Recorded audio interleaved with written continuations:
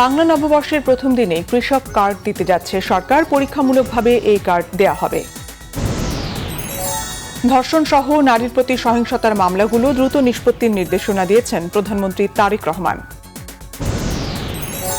টানা 7 দিনের সরকারি ছুটি শুরু হওয়ায় সকাল থেকে রাজধানী ছেড়ে যাওয়া মানুষের ভিড় বাস, লঞ্চ ও রেল স্টেশনে। ঈদকে কেন্দ্র করে সম্ভাব্য যানজটের স্থানগুলো সার্বক্ষণিক মনিটরিংয়ে আছে, জানিয়েছেন সড়ক পরিবহন ও সেতুমন্ত্রী শেখ রবিউল আলম। আইজিপি মোহাম্মদ আলী হোসেন ফকির বলেছেন, অতিরিক্ত ভাড়া আদায় এবং পরিবহনে চাঁদাবাজির সঙ্গে আপোষ করবে না আইনশৃঙ্খলা বাহিনী। ঈদকে সামনে রেখে গাজীপুর মহাসড়কে যানবাহনের চাপ। ঢাকা টাঙ্গাইল যমুনা সেতু মহাসড়কেও একই অবস্থা।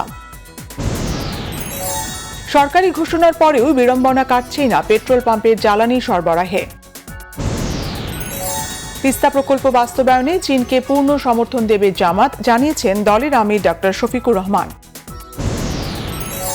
নির্বাচনে পরাজিতদের জেলা পরিষদে প্রশাসক নিয়োগ দিচ্ছে বিএনপি, অভিযোগ জামাত ইসলামের।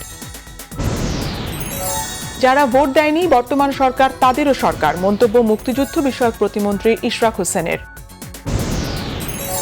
ঈদ উল ফিতর উপলক্ষে 4,950 জন পরিচ্ছন্ন কর্মীকে 5,000 টাকা করে অনুদান দিয়েছে ঢাকা দক্ষিণ সিটি কর্পোরেশন।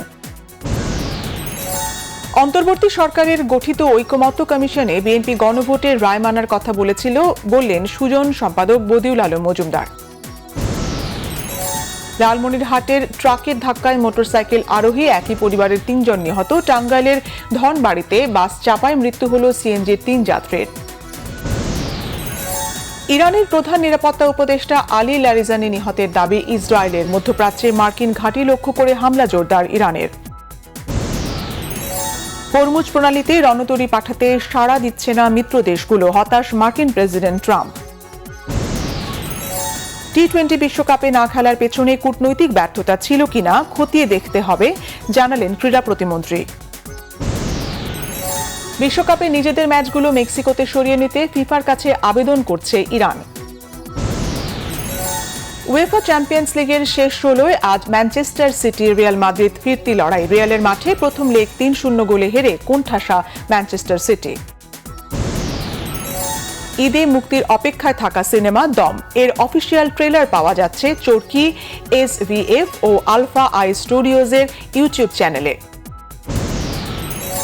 বলিউডের প্রয়াত অভিনেত্রী শ্রীদেবীর একটি জমির মামলায় মাদ্রাজ হাইকোর্টের দ্বারস্থ হয়েছেন স্বামী প্রযোজক বনি কাপুর এবং 2 মেয়ে জাহ্নবী ও খুশি কাপুর।